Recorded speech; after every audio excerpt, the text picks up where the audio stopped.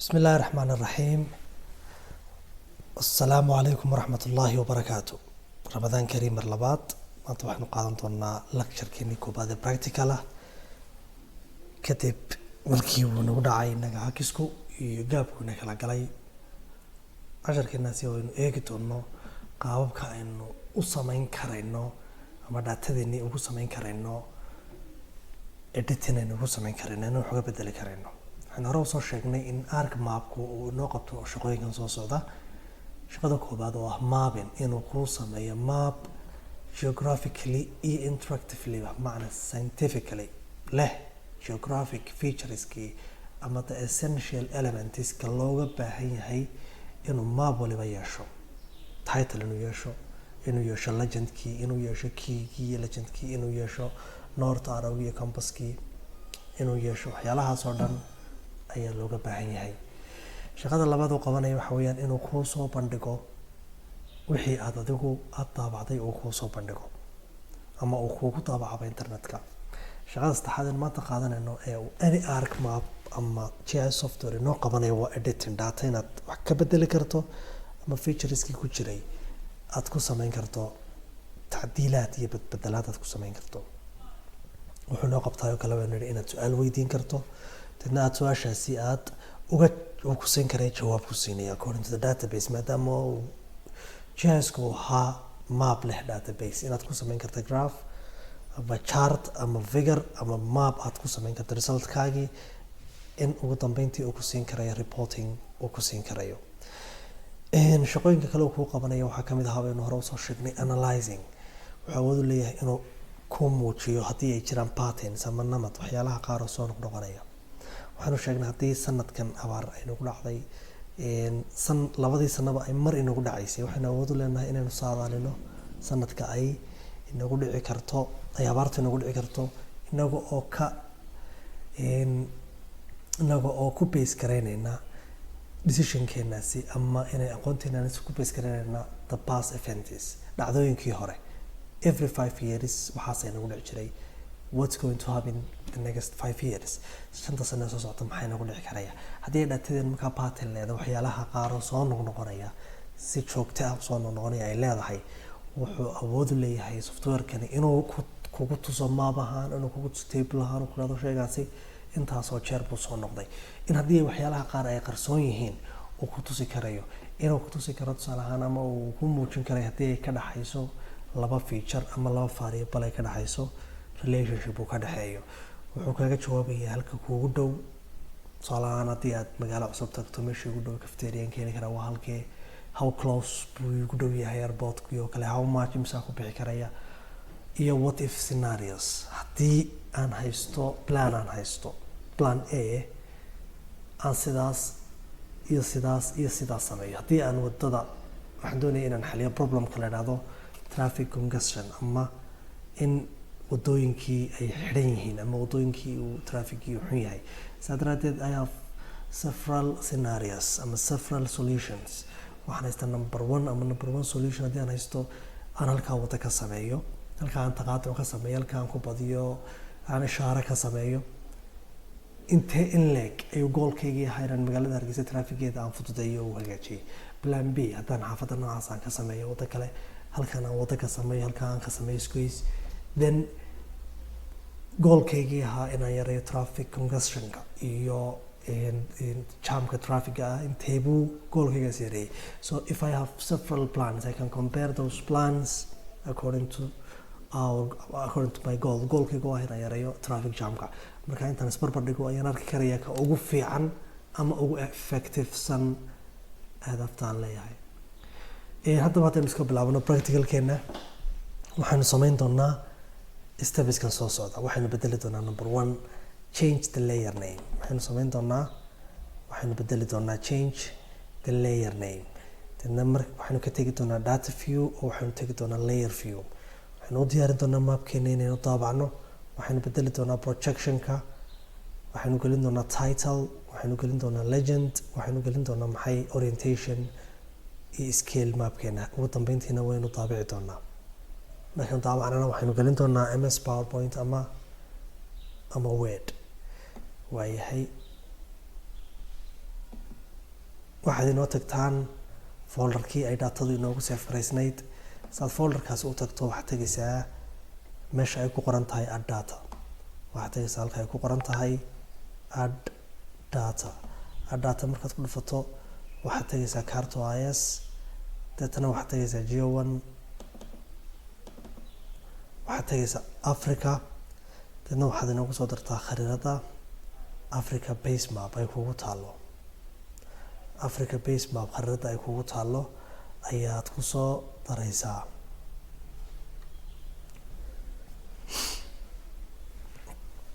waxaan nidhi waxaad bedelaysaa change the layer name. waxaad bedelaysaa maxay? layer name-ka. change the layer name. hadaba layer name-ka si aad u bedesho waxaad awood u leedahay inaad hal click oo keliya aad ku dhufato halka ay ku qoran tahay Africa base map. one click, hal click oo keliya inaad ku dhufato halka ay ku qoran tahay Africa base map. haddii ugu qorto African continent, Africa continent, taa waan samayn karayaa. ama waxaan ku dhufan karayaa right click, deetana waxaan tegayaa properties,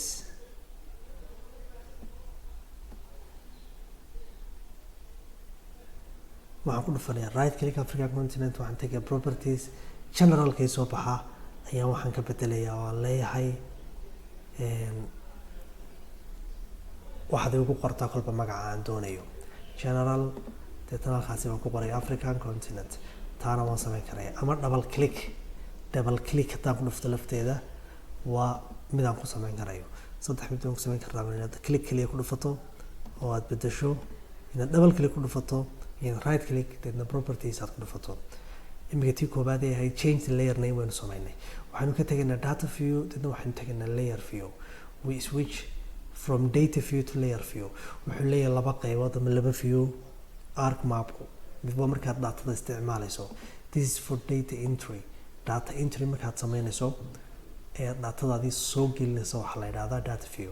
markaad maapkaaga u diyaarinaysa inaad daawacdana waxaa la yidhahdaa layer view. waxaa la yidhahdaa layer view. deetana waxaan ka tegayaa baan idhi view, deetna waxaan tegayaa layout, waxaan tegayaa data view, waxaan tegayaa maxay data view baan ka tegayaa, waxaan tegayaa layer view baan tegay, deetna waxaan tegay layout view, waxaan tegay layout view.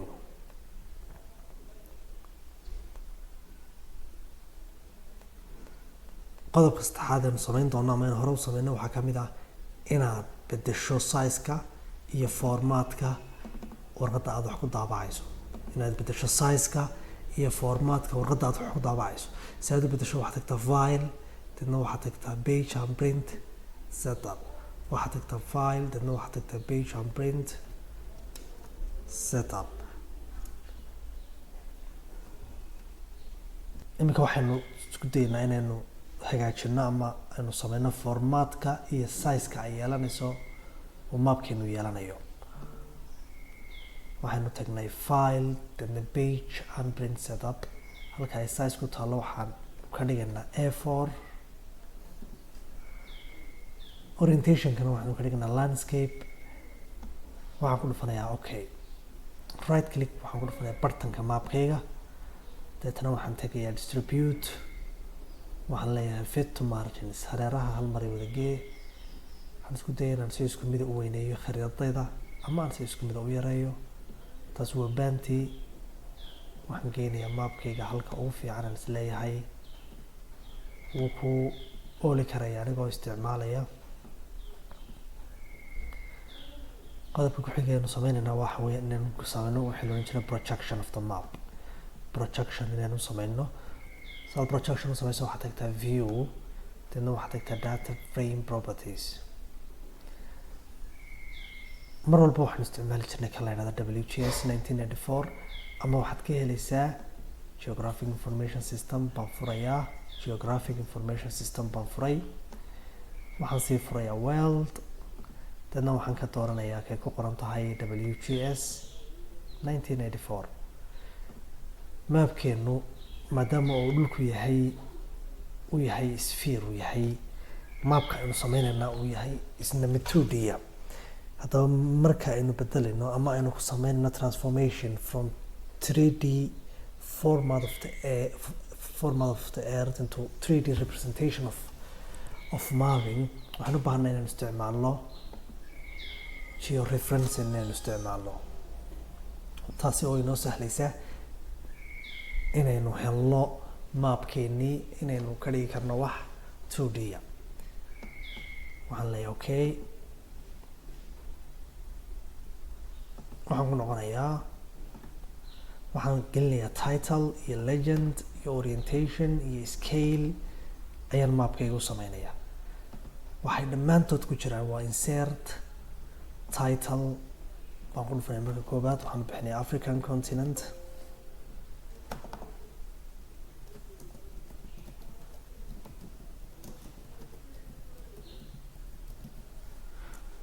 waxaan ku dhufanayaa si aan u bedelo fontiga, size-ka iyo color-ka uu yeelanayo ciwaankaygu, waxaan ku dhufanaya change symbol, waxaan ku dhufanaya change symbol, waxaan ku dhufanaya change symbol,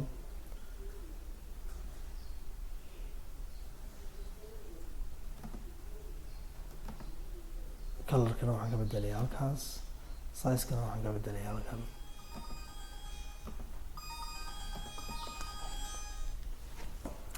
waxaan leeyahay okay, waxaan soo dhigayaa bartanka African continent.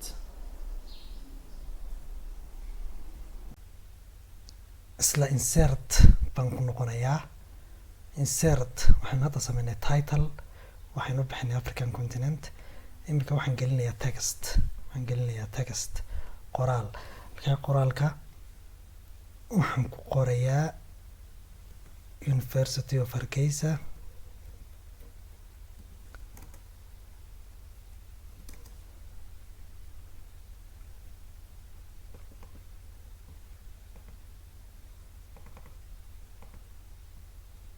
insert, waxaan tagayaa baan kuri insert, dadna waxaan tagayaa textka ay soo baxay baan waxaan ku dhufanayaa double, ayaan ku qoraya halka University of Hargeysa,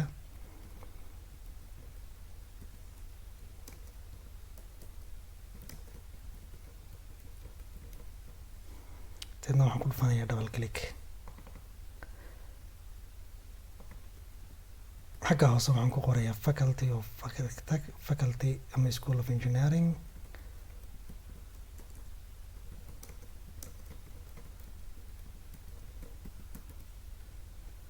sidii aan title-ka uga bedelay color-ka iyo fontiga iyo size-ka. change sample waxay noo bedelaysaa 3 mid, waxay nooga bedelaysaa size-ka, waxay noo bedelaysaa oo kale fontiga iyo qaabka qoraalka uu noqonayo, iyana qoraalka tahay door. color-ka waan bedeli karayaa, iyana waxaad iga dhigtaa black bay iga dhig, size-kana waan weyneyn karayaa, waxaan ka dhiganayaa 20 ama 24, dadna waxaan ka dhigtay bold. okay, apply, dadna okay, soo qaad, waxaad isoo dhigtaa halkaa hoose, maadaama ay weyn tahay fartu, mar labaad ku noqo change symbol, double click ku dhufato,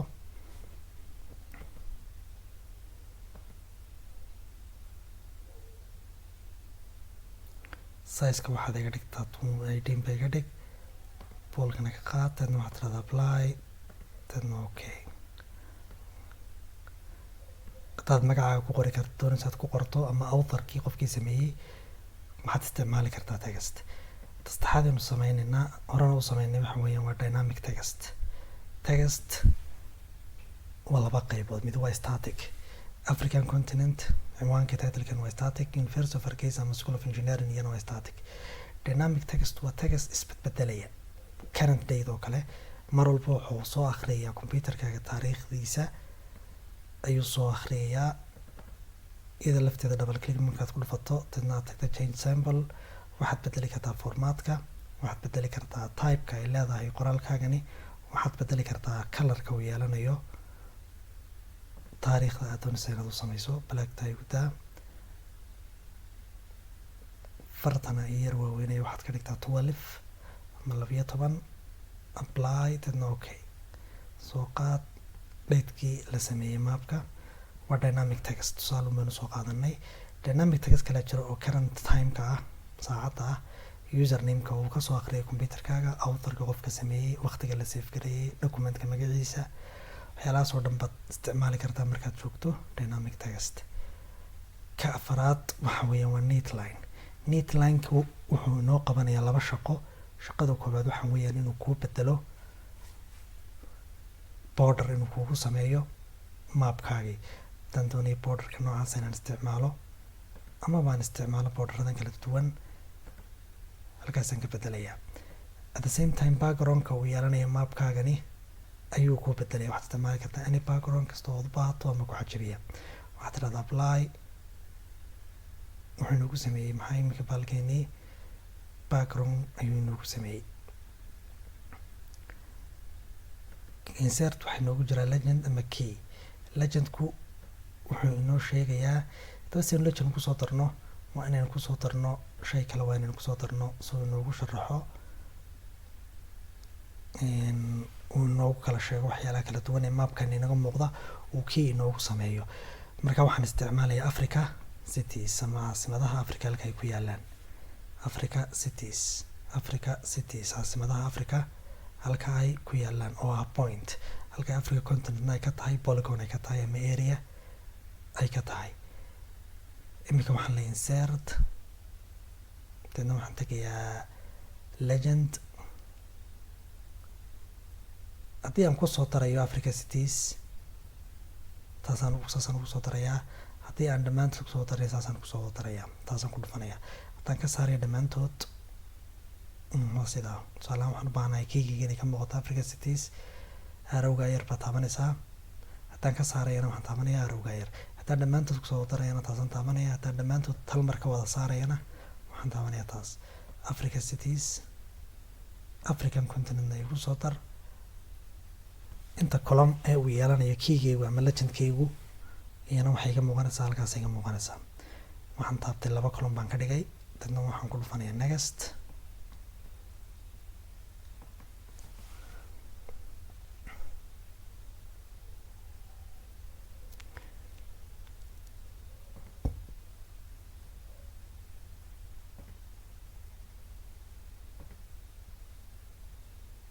waxaan maraynay halkaas markaan kusoo darnay, dadna waxaan ku dhufanay next.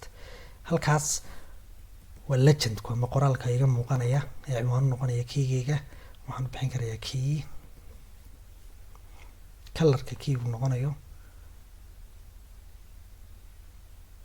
waxaad igu daysaa black bay igu daa. sizeka uu yeelanayo waxaad iga dhigtaa 16. dadna waxaad tirahdaa next.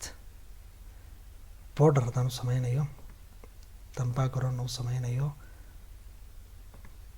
dadna waxaan leeyahay next.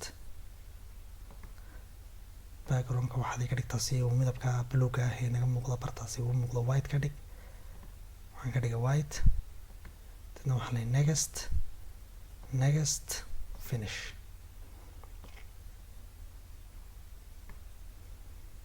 Africa cities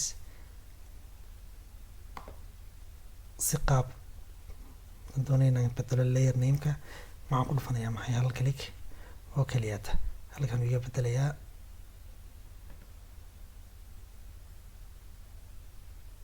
legendkiina manaa kusoo daray. waxay noo dhimanayna kusoo daraynaa haddana imika north arrow waa compaska, waa ka kuu sheegaya jihada kuu sheegaya. dadna waxaan ku dhufanayaa okay. waan yar weyneynayaa. dadna waxaan dhiganayaa halkaas sare.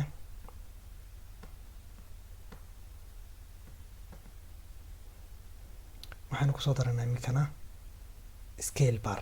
haddaba saan inta aanan kusoo darin scale bar waa inaan saxo display unitska iga muuqanaya halkan.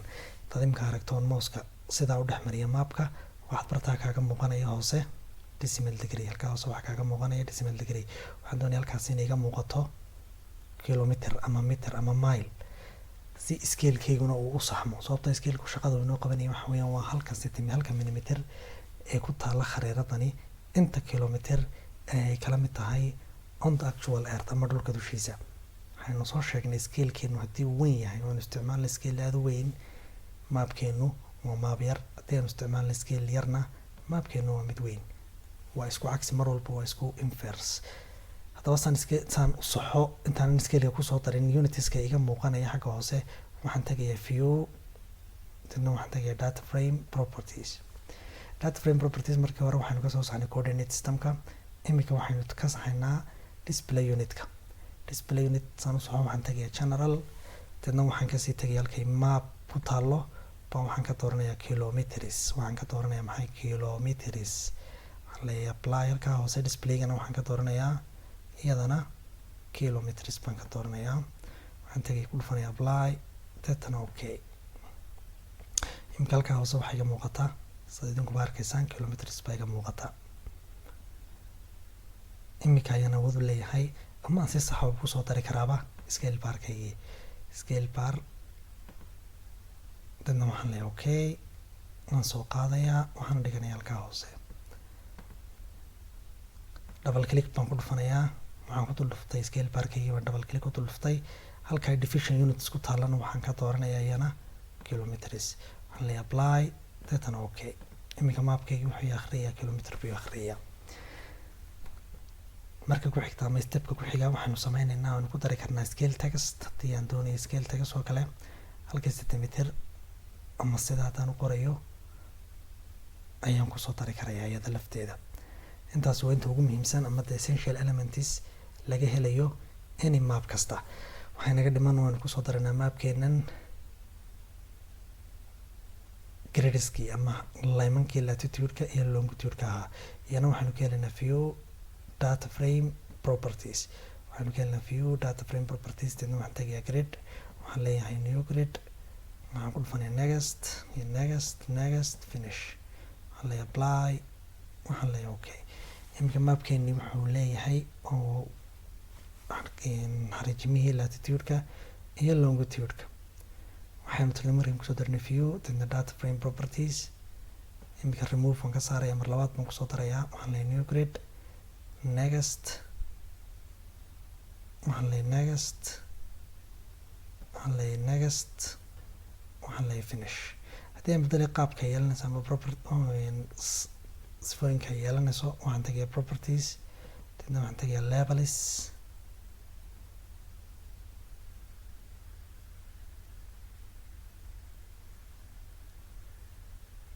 size-ka uu yeelanayo qoraalkaygu 8 baan ka dhigay. deedna bold si ay ugu muuqato waxaan idhi apply, waxaan idhi okay, deedna waxaan idhi apply, waxaan idhi okay.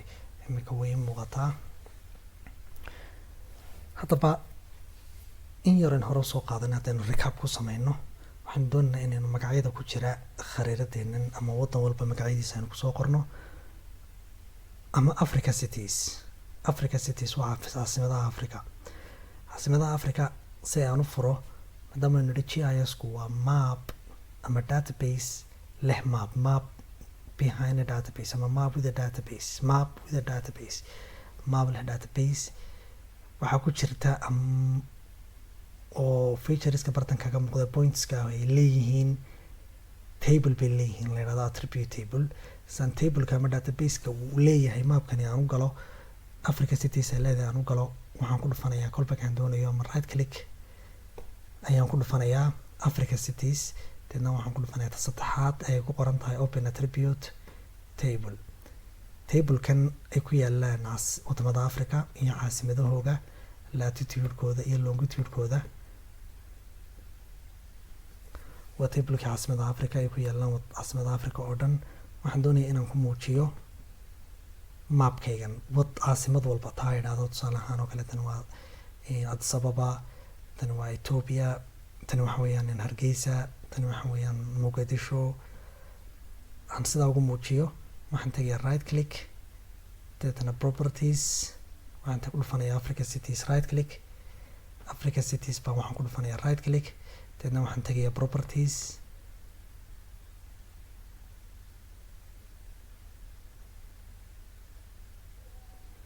halka ay ku taala labels baan ku dhufanayaa labels halka ay ku qoran tahay baan ku dhufanayaa xagga sare labels halka ay ku qoran tahay ayaan ku dhufanayaa labelskaas.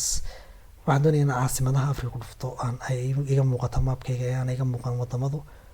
waan furayaa halka level fill ku taalo deedna waxaan ka dooranayaa capital. qoraalkeeda ayaan bedeli karayaa. Waxaan ka dhigay 10 iyo bold, dadna waxaan idhi apply. Marka ay ku qorantay label feature in this layerna waan ku dhufanayaa, waxaan tagay apply, dadna okay. Waa taa caasimadihii Africa ay iiga muuqata meeshani. Haddii aan doonayo inaan ka qaado, waxaan ku dhufanayaa halkaasaan tagta ka qaadayaa. haddaan doonayo inaan ku dhuftana waxaan kusoo celinayaa, taasaan kusoo celinayaa. waa taa iiga muuqato caasimadii Africa. si aynu si fiican ugu aragno, waxaan ku noqonayaa view, dadna data view saan u arko.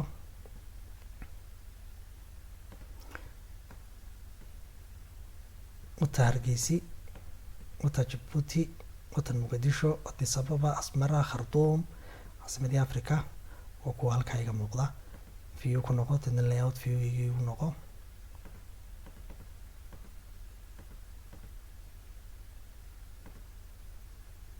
banta isticmaal, dadna maapkayga bartanka isoo dhig si fiican ay ugu muuqato.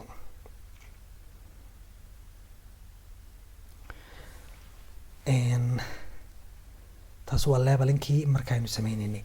imika waxaynu sameynay stepskaas oo dhan. projectionkeena waynu saxnay, title baynu gelinay maapkeenii, legend iyo key baynu ku darnay, orientation baynu u sameynay oo north campaskii ama north arrow baynu kusoo darnay, scale baynu kusoo darnay maapkeenii ugu dambeyntii waynu daabici karnaa.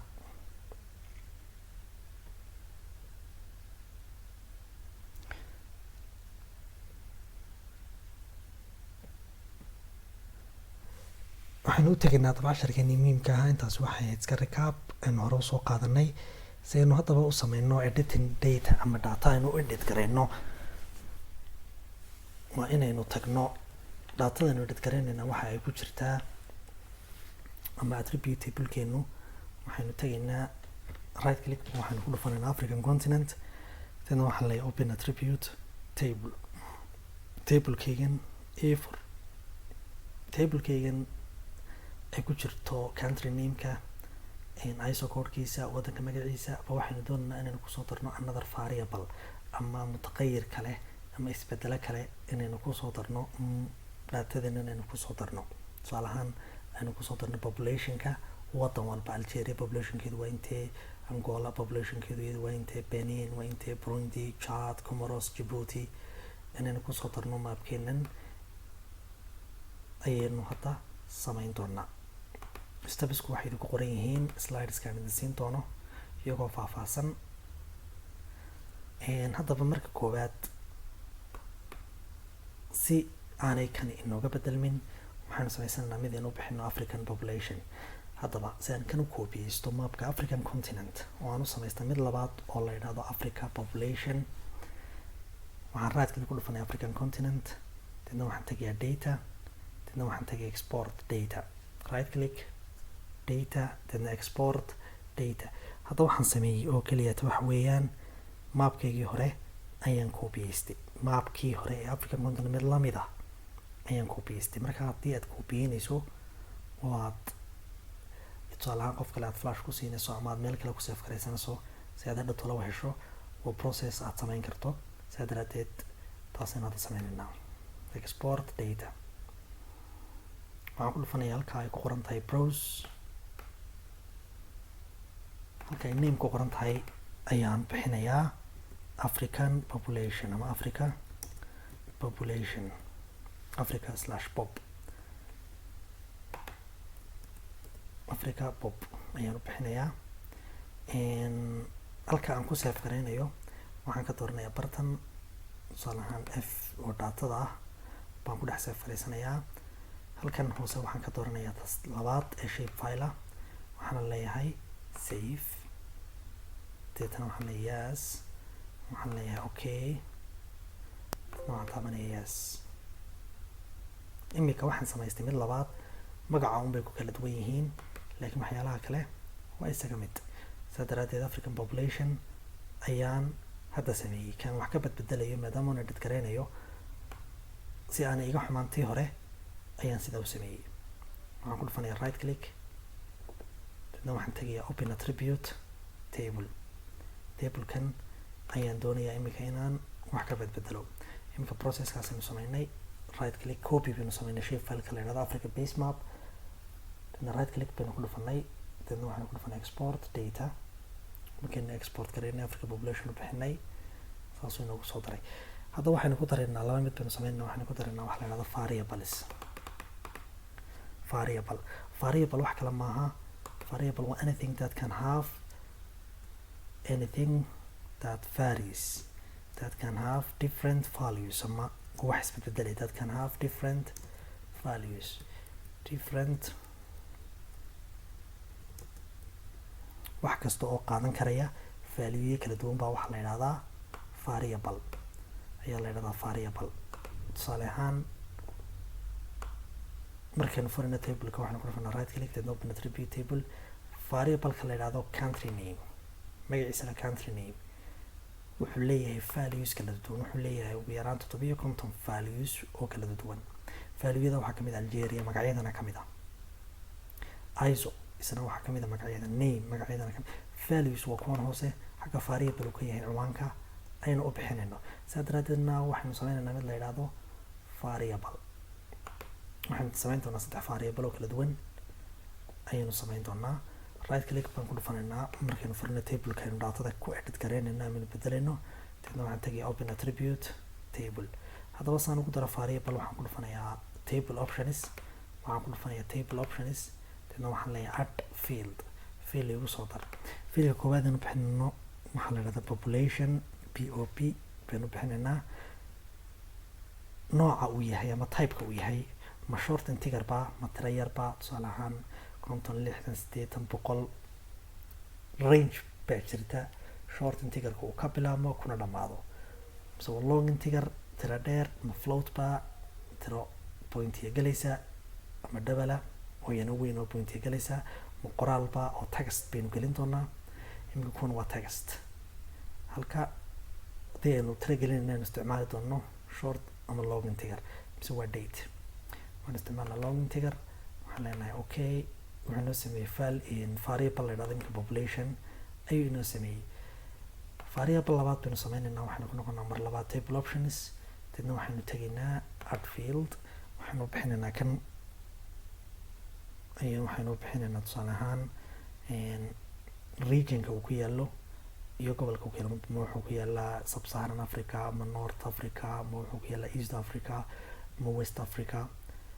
marka regionka uu ku yaalo wadankani maadaama uu region yahay uu qoraal hadhow tolo noqon doono, halkaa waxaynu ka dhigi doonaa text, waxaynu ka dhignaa text sababtoo ah waxaynu gelin doonaa, wuxuu noqon doonaa qoraal buu noqon doonaa. halkaa waxaynu gelin doonaa valueyada bartan geli doonaa, waxay noqon doonaan qoraal. halka kani noqon doono uu integer noqon doono ama tiro 40, 50, 60, 80 u noqon doono. waxaynu samayn doonaa mid saddexaad oo la yidhaahdo aggregate.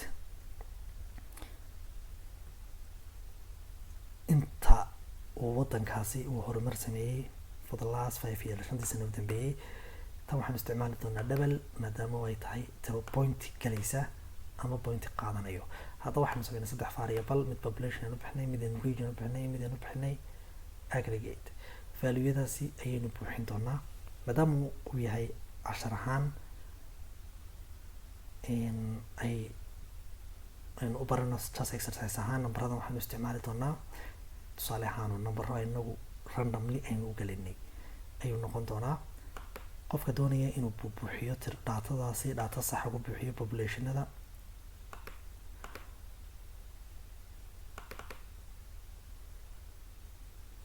wuxuu ka helayaa datadii oo saxa, wuxuu tagayaa datadii aan siiyey, dadna carto is talabaadii ay ku qoran tahay data.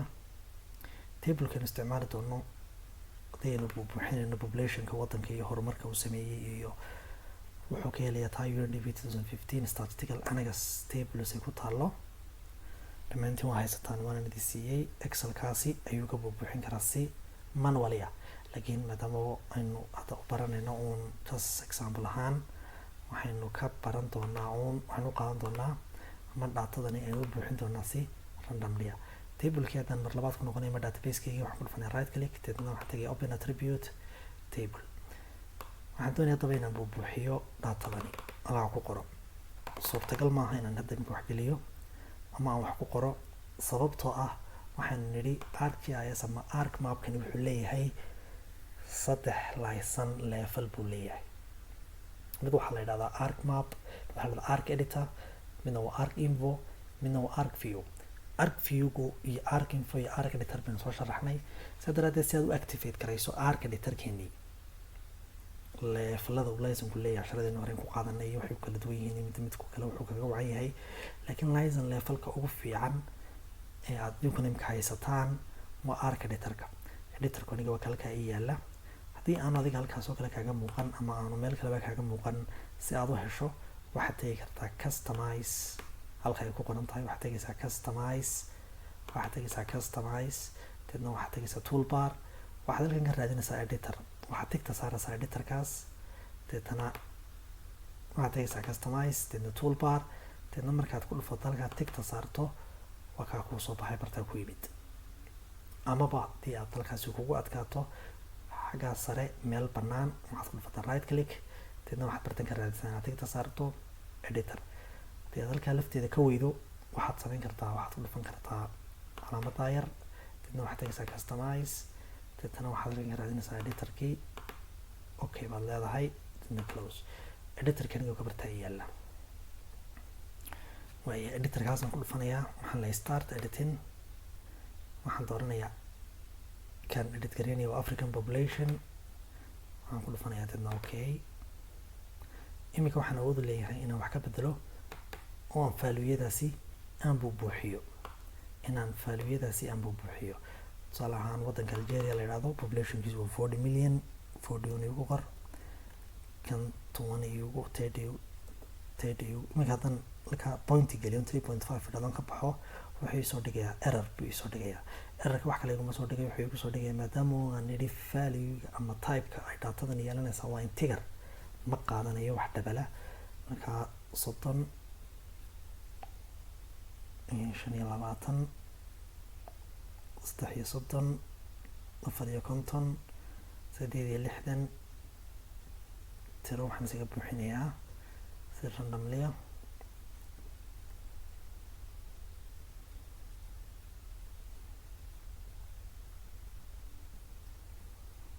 ayaan u buuxinayaa.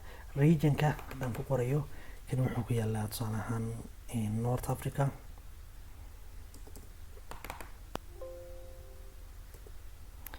regionka wuxuu ku yaalaa North Africa,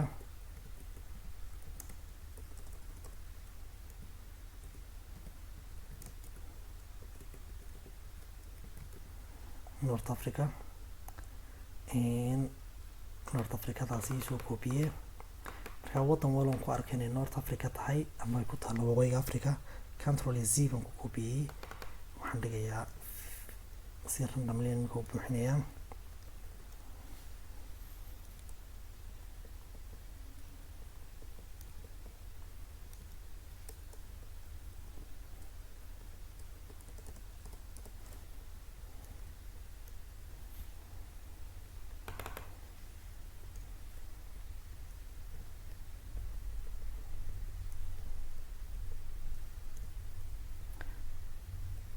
waddankaas oo kale waa East Africa,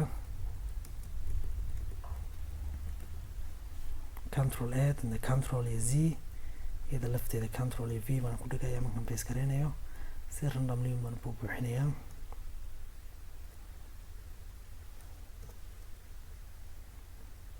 idinka ayaan idinka rabaa iyadoo saxa assignmentkeena ugu horeeya inaad iisoo buubuuxisaan, deetana aad iisoo dhigtaan. tan waa West Africa,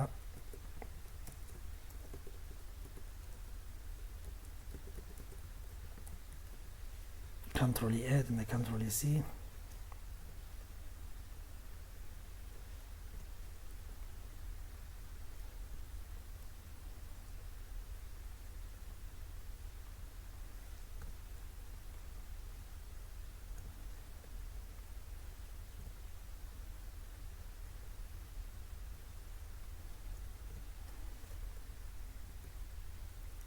West Africa iyo North Africa iyo East Africa intiiba un buubuuxiyo, kuwa kalena iska banaanadaan.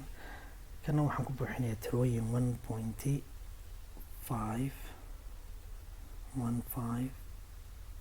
tiro udhaxaysa 1 ilaa 5 3 baan ka dhigay tan point waan gelin karaya maadaama waan ka dhigay double 2.5 3.3 5.7 5.5 iyada lafteedana si randomlia baan ugu buuxinayaa.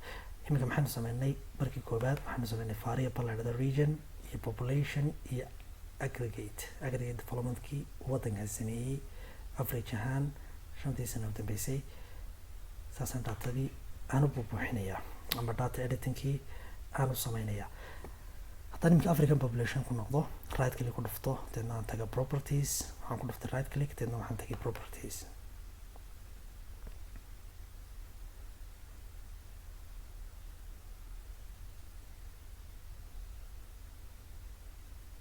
waxaan tagayaa symbology aan hore u qaadanay. symbology waxa weeyaan inaan u sameeyo kalaro kala duwan featureska bartan iga muuqda. datada waxaanu soo sheegnay inay laba u qaybsami jirtay, mid waxaa la dhahdaa quantitative data, midna waxaa la dhahdaa qualitative data. qualitative data ama categorical data waa datada leh distinct values, value finite oo xadidan. tusaale ahaan Africa waxay ka koobantay 7 dowladood, kaba koobnaan karto 7 iyo badh iyo 5 iyo 0.2 waa tiro aan point qaadan. Somaliland waxay ka kooban tahay 6 gobol, maaha lama odhan karo waxay ka kooban tahay 3.5 gobola. Galaaska waxaa dhigta 70 arday, lama odhan karo waxaa dhigta 60.5. waa tirooyinka aan lahayn pointiga qaadan ee categoricalka ah. marka aynu ku sameyno symbology waxaanu dooranaynaa qualitativeka categoricalka. haddii aynu ku sameyno dato quantitative dato tiro ah, misalan ageka qofku wuxuu noqon karaa 20, wuxuu noqon karaa 22 bilood, wuxuu noqon karaa 20.5, wuxuu noqon karaa 30.7. dhararka oo kale lengthka worthiga populationka waddankaas wuxuu noqon karaa 50.5 million, wuxuu noqon karaa 1.3 million, 1.3 million, wuxuu noqon karaa 3.5 million. waa dato quantitative. haddii dato quantitative ku sameynayno waxaan dooranaynaa quantities. iminka waxaan ku sameynaynaa symbology dato categorical ah. waxaan tegaynaa categories, halkaas sare waxaan ka dooranaynaa region. regionku waa goboladii kala duwanaa ay lahaayeen ayaynu hadda sameynay. xagga hoose waxaan ku dhufanay adult values oo ah intii aan sameeyay East Africa iyo North Africa iyo West Africa. waxaa ka maqan East one hayo barigiya, North waqooyigii, Westigii, South Africa ka maqan South Africa. dabeetana aan sameynayno dhowr waddankaas oo dhigna South Africa si ay noogu dhamaystirnaato. open attributable baan ku dhuftay, dadna waxaan tagay regionkii waxaan ku dhufanay halkan South Africa iyo copy control V. West Africa taas ay copy tan control A and control C V.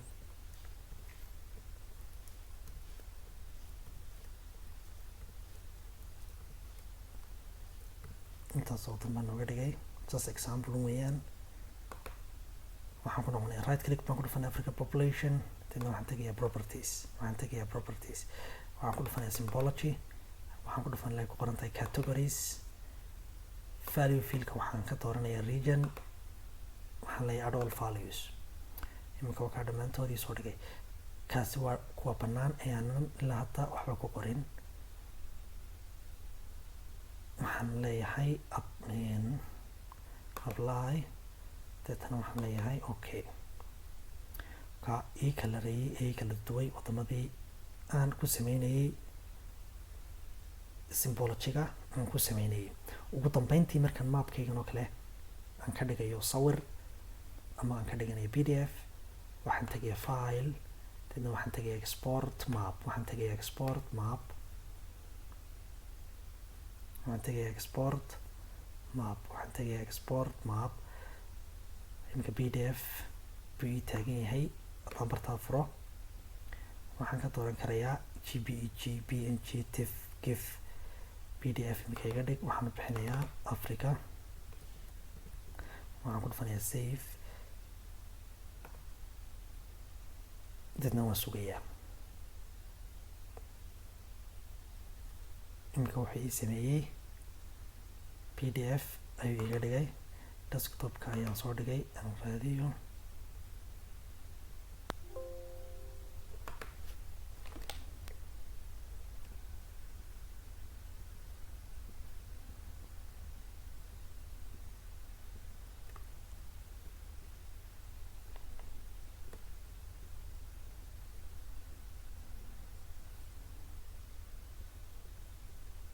Halkan ku save gareeyay.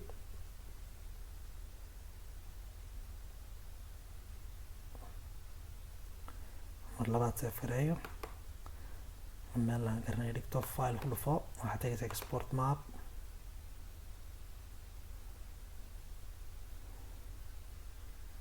tana waxaan ku dhufanayaa Africa.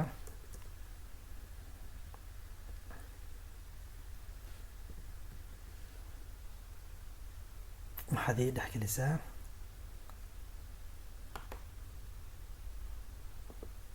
markaa right click ku dhufo, waxaad ii saartaa folder ay ku qoran tahay Africa san hadhowta loogu helo. tana halkaa ku save gareeyo.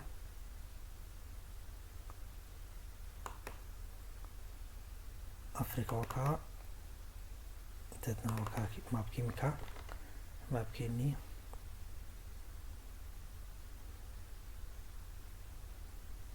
maapkeenii waa ka halkaasi inooga soo baxay. maanta waxaynu qaadanay marka aad editing data sameynayso sidii aad ugu soo dari lahayd ee aad data editing u sameyn lahayd. waxaa ugu muhiimsan right click baan ku dhuftay, dadna waxaan tagay open attribute table. saan ugu soo daro field cusub, waxaan tagay add field. add fieldkaas haddaan ii shaqaynaynin oo ay sidaa iga tahay, macnaheedu waxa weeye waxaan iska xidhayaa editorkaasaan tagay, dadna waxaan la stop editing, dadna save dheh.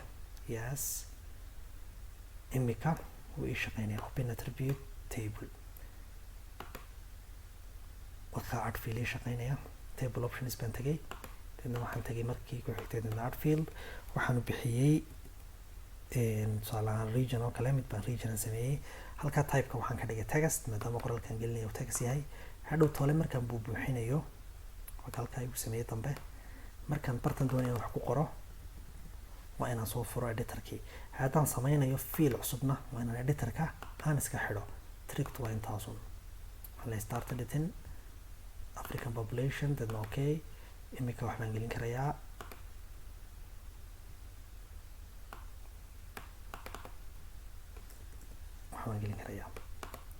haddii aan doonayo inaan kusoo daro field cusubna taasi waxay iga tahay ima shaqeynayso.